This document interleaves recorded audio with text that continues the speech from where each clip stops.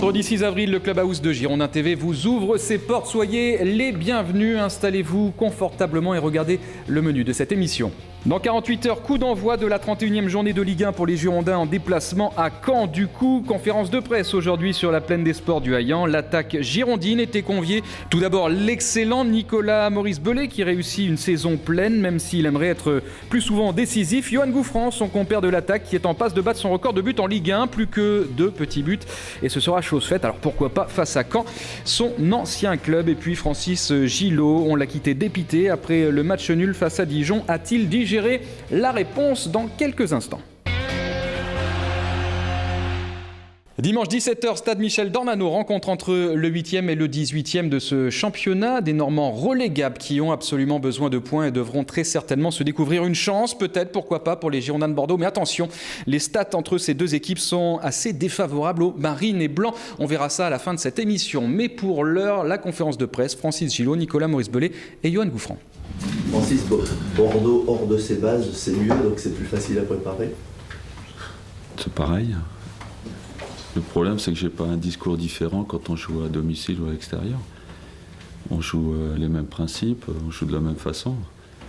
À part qu'en ce moment, ça va un petit peu mieux à l'extérieur qu'à domicile. Mais le terrain est pareil, c'est à la même distance, on essaie de faire les mêmes choses. Mais c'est vrai que depuis 2-3 matchs, chez nous, on est en difficulté. Il y a des séries comme ça, on va essayer d'inverser la tendance. Et puis à un moment donné, on ne va plus gagner à l'extérieur, on va regagner à domicile. On ne sait pas pourquoi. Donc c'est des choses un petit peu étranges.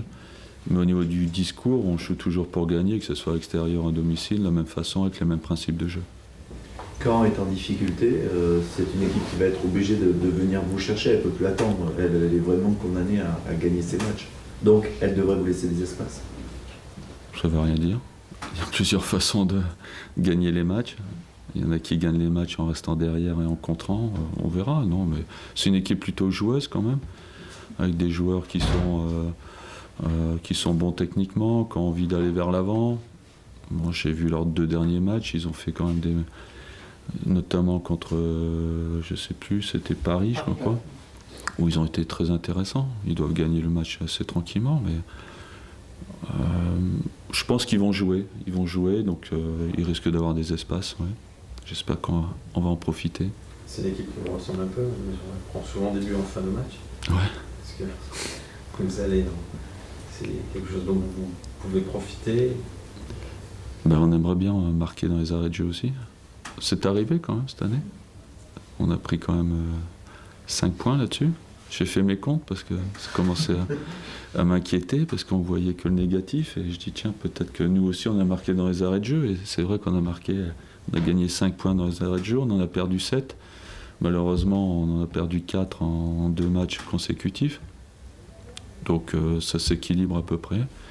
Mais c'est vrai qu'on reste toujours sur les dernières impressions. Et les dernières impressions, c'est les 2 derniers matchs où on laisse partir 4 points. Parce que quand on revoit le match de Dijon, en deuxième mi-temps, ils ont 0 cases. Nous, on gagne 1-0. On a 2-3 possibilités de faire le break. On n'arrive pas à le faire. Donc on a manqué d'efficacité aussi devant, derrière évidemment, mais devant aussi. C'est un petit peu notre problème aujourd'hui. Vous êtes tombé aussi sur un bon gardien qui fait les arrêts qu'il faut les faire. Hein. Bien sûr, mais ça doit faire 2-3-0 au moment où on prend le but, et ça change tout. Voilà. Et le discours est différent après le match quand on le gagne, même petitement. Non, après la première mi-temps, elle est mauvaise. Hein. On ne peut pas nier ça. En deuxième, c'était beaucoup mieux, quand on se crée 4-5 occasions nettes. Et puis le but, on fait toujours une erreur. Voilà, donc... manque d'efficacité, manque d'agressivité aussi. Je pense qu'on prend 2 mêmes buts. À la base, on manque d'agressivité pour empêcher le centre. Et puis dans l'axe, on n'y est pas non plus. Donc ça c'est un manque d'agressivité. Ça c'est pareil, vous devez le répéter sans arrêt, mais c'est difficile. On peut corriger. On a encore fait hier une séance basée là-dessus. Mais après, il faut qu'ils en prennent conscience.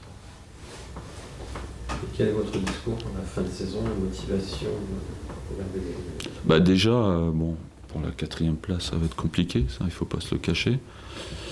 Après, il faut essayer de grappiller 1 ou 2 places, pourquoi pas. Il y a Saint-Étienne qui a 4 points, Rennes a 3 points. Et puis essayer que ça nous dépasse pas derrière, surtout. Qu'on reste au minimum 8e, enfin au maximum 8e, quand on regarde le classement.